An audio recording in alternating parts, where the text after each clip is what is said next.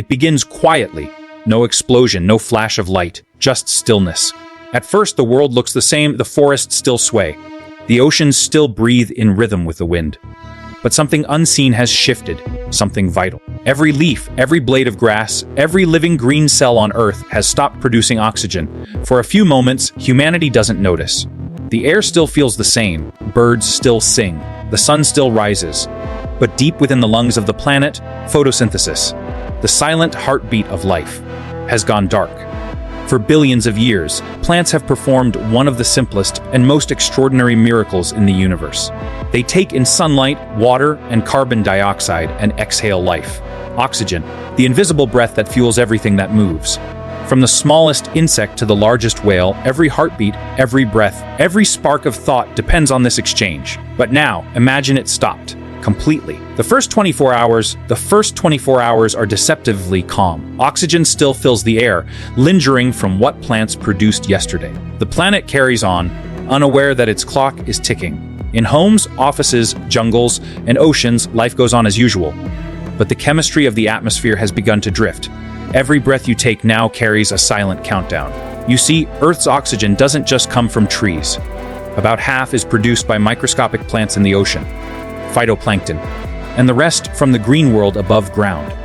Together, they generate 330 billion tons of oxygen every year. Without them, we're living on borrowed air. The first signs of change a few days later, scientists begin to notice something strange. Satellite readings of photosynthetic activity, usually glowing bands of green across continents, have gone dark. No chlorophyll activity, no carbon uptake. The planet, in effect, has stopped breathing. Governments call emergency meetings. Climate scientists, biologists, and engineers gather to interpret the impossible. At first, they suspect a glitch, a satellite error. But then oxygen monitors confirm it. Global oxygen production has ceased. The news reaches the public. Panic begins to spread. The air doesn't vanish overnight. Oxygen still makes up roughly 21% of the atmosphere. But every flame, every living creature, every act of breathing is slowly eating away at it. Every fire that burns, every engine that runs, every human breath consumes what can no longer be replaced. The ocean's response, the oceans are the first to feel it. Phytoplankton, deprived of their ability to photosynthesize, begin to die in unimaginable numbers. These microscopic organisms don't just produce oxygen. They feed the entire marine ecosystem. Their death marks the beginning of a chain reaction. Fish populations crash. Whales lose their food supply. Within weeks, vast dead zones spread through the oceans, areas where oxygen levels fall too low to support life. The sea begins to suffocate. In history, this has happened before, briefly, during catastrophic extinction events. The Great Oxidation Crisis, billions of years ago, and later the Permian mass extinction, the Great Dying, when the oceans turned toxic, killing 90% of life. Back then, recovery took millions of years. This time, there might not be a second chance. Weeks later, the sky changes, weeks pass. The oxygen level in the atmosphere begins to drop measurably. Fire behaves differently now. Flames burn weaker, smaller, flickering out faster. Campfires struggle to ignite. Jet engines begin to lose efficiency. Hospitals report increasing respiratory distress among the elderly and the sick. Athletes collapse during training. The air feels thinner, though you can't quite explain why. At 19% oxygen, headaches become common. At 17%, physical performance drops. At 14%, confusion begins. Below 10%, consciousness fades. The planet is turning hostile, not from poison but from absence. The human reaction in humanity reacts in predictable waves. Disbelief, fear, and then desperation. Engineers rush to design artificial oxygen generators, while governments stockpile what little compressed oxygen exists. But there's a cruel irony: creating oxygen artificially requires enormous energy, and energy itself consumes oxygen in combustion. Nations try to burn less, ration fuel, and halt unnecessary fires. But industry halts, transport collapses, and cities begin to choke under their own breath. Ironically, the richest nations suffer first. Their machines devour oxygen fastest. Meanwhile, high-altitude communities, already adapted to thin air, survive a little longer. But the balance is temporary. No one is immune to the slow suffocation of a planet. The forests fall silent, forests become tomes of stillness. Without photosynthesis, plants no longer absorb carbon dioxide. Instead, they begin to die, slowly decomposing, releasing the very gas they once consumed. Carbon dioxide levels soar. The greenhouse effect accelerates. Global temperatures rise at a staggering rate. As plants decay, they release methane, another heat-trapping gas, further driving climate chaos. The world is warming faster than ever, even as the air thins. The lungs of the planet are rotting from within, and with them, the memory of life itself fades. The psychological collapse. Then comes the silence, not of nature, but of the human spirit. The knowledge that the very act of breathing is now a countdown changes everything. Economies collapse. Communication networks fail. Power grids flicker out. Humanity, once united by technology, is now divided by survival. Oxygen becomes currency. Tanks replace gold. Those with access to controlled environments hoard it. Outside, the air grows thinner and thinner, each breath a little more difficult than the last. This is not war. This is surrender to nature's absence. Echoes of the past, scientists search for hope in history. They study fossil records, ancient microbial life, and the rise of early cyanobacteria, the first oxygen producers on Earth 2.5 billion years ago. It was these simple organisms that transformed a toxic world into one we could breathe. Without them, complex life would never have existed. And now, without their modern descendants, plants and plankton, that gift is being taken back. For the first time since life began, the cycle has been broken. The giver of breath has gone silent. The last cities months later, only a few human enclaves remain. Cities sealed under glass domes, powered by solar panels and artificial photosynthesis systems. Inside, oxygen is manufactured in labs, using chemical reactions once used in space missions. Each breath is monitored, each exhalation recycled. Outside, the world is lifeless. Forests stand gray and still, oceans black and empty. The sound of birds, wind, and leaves has faded, replaced by mechanical hissing and the hum of oxygen pumps. Humanity has survived, but the Earth has not. The edge of extinction as oxygen levels continue to fall, the last remnants of unprotected life vanish. Insects die first, then small mammals, then humans who could not find shelter. At 5% oxygen, even fire itself, the symbol of human civilization, can no longer burn. The planet becomes still. No wind, no flame, no sound. Just the echo of a world that once breathed. For millions of years, life was built on a single equation, light into breath. And when that balance broke, life fell with it. But could we ever bring it back? Could humanity learn to create oxygen the way nature once did and rebuild the cycle of breath itself? Because if plants no longer breathe, perhaps we must learn to. Outside these walls, the world is silent. Inside, machines whisper in rhythm with our lungs.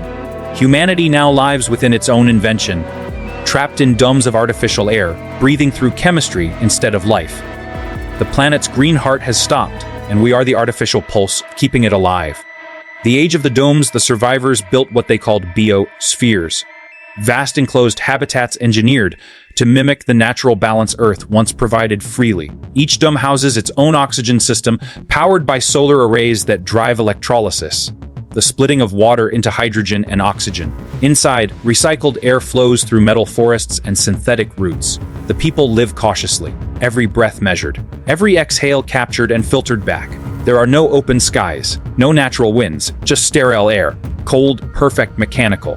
The old world had forests that gave without asking. The new one must pay for every molecule it breathes. Artificial photosynthesis, humanity's second nature. In hidden laboratories, scientists pursue the impossible dream to rebuild what nature perfected. Photosynthesis. Through nanotechnology and biochemistry, they've created artificial leaves. Thin, metal sheets coated with catalysts that capture sunlight and water vapor, producing oxygen as plants once did. Each panel can generate enough oxygen for one person. A city requires millions. These inventions represent humanity's defiance and its desperation. But even as machines replace leaves, something remains missing: the balance of nature. Oxygen was only half the story. Plants didn't just give air. They shaped weather, nurtured soil, cooled the planet, and fed life itself. Without them, we've learned to breathe, but not to live. The world outside, beyond the domes, the Earth continues to decay. The oceans are empty. The soil, barren and toxic. Once green mountains now stand naked, stripped of vegetation and color. The carbon dioxide left behind thickens the atmosphere, trapping heat. Temperatures climb higher each year. Rain no longer falls. Rivers dry up. Even if humanity can breathe again, the planet itself cannot recover so easily.